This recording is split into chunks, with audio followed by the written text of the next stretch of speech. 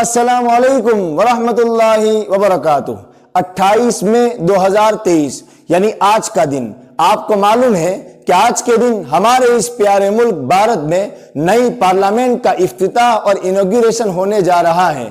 इफ्तिताह कौन करे ये एक दूसरा मसला है। जब सुप्रीम कोर्ट ने ये कह दिया कि इफ्तिताह कोई भी करे, ये हमारा मैटर नहीं है, तो हम इसमें कौन होते हैं कि उसके बारे में कुछ कहें। बहरहाल सोशल मीडिया पर यह डिबेट बहुत ज्यादा चल रही है। हम आज इधर उधर की कुछ बातें करने के बजाय कुछ काम की बातें करेंगे, पार्लियामेंट के बारे में कुछ जानेंगे। आप आखिर तक बने रहिए ताकि पार्लियामेंट के बारे में हमको कुछ मोटी मोटी बातें मालूम हो जाए और भारत के नागरिक होने के नाते, सिटीजन होने के नाते हमें कुछ बातें मालूम ही होनी चाहिए।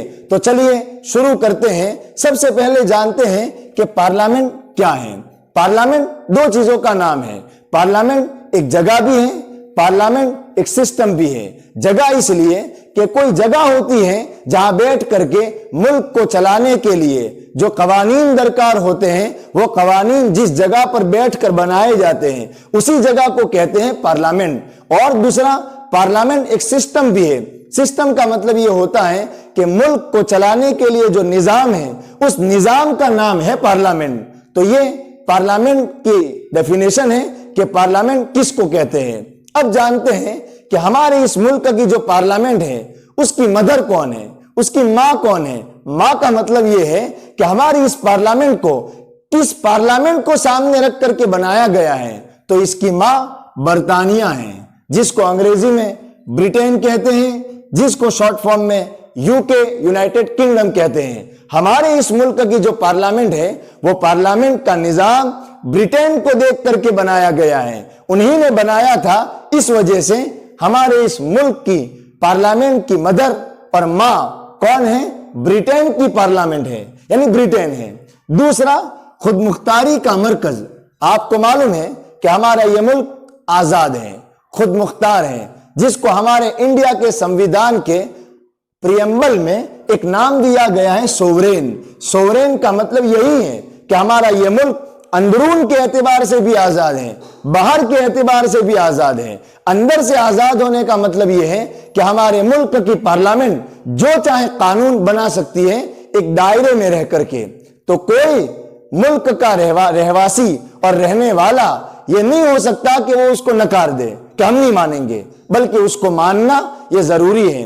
नंबर 2, बाहर की कोई हुकूमत दबाव नहीं बना सकती हमारे मुल्क पर। हमारा मुल्क जिससे चाहेगा दोस्ती रखेगा, हमारा मुल्क जिससे चाहेगा ताल्लुक नहीं रखेगा।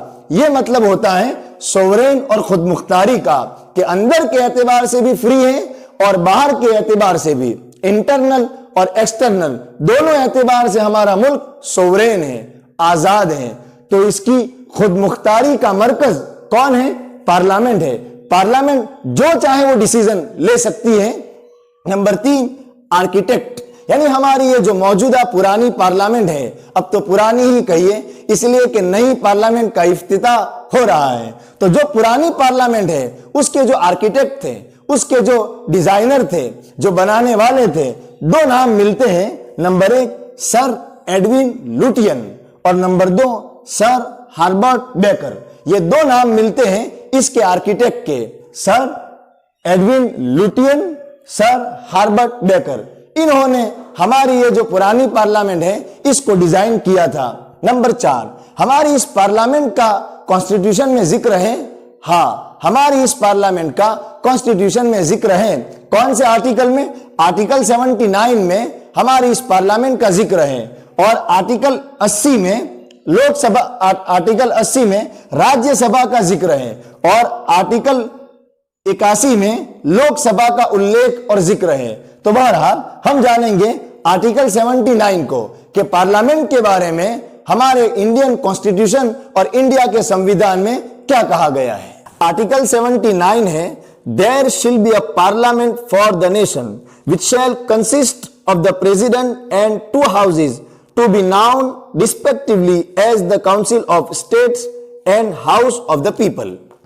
आर्टिकल 79 का मतलब यह है कि हमारे इस मुल्क की जो पार्लियामेंट है वो 3 चीजों का नाम है। यानी पार्लियामेंट को अगर समझना है तो 3 चीजें होगी तभी पार्लियामेंट बनेगी। हमने इससे पहले कहा कि पार्लियामेंट एक सिस्टम का नाम है, तो उस सिस्टम में 3 चीजें हो तब जाके पार्लियामेंट बनेगी। अगर 3 में से एक भी नहीं है तो उसको पार्लियामेंट नहीं कहेंगे।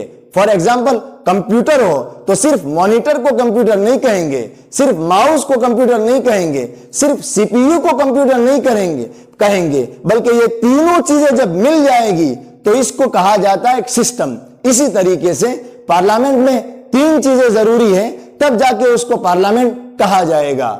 नंबर 1 जरूरी है लोकसभा, नंबर 2 जरूरी है राज्यसभा। इसी लोकसभा को यूके यानी बर्तानिया में नाम दिया जाता है हाउस ऑफ कॉमन, और इसी लोकसभा को यूएस यानी अमेरिका में कहा जाता है हाउस ऑफ रिप्रेजेंटेटिव।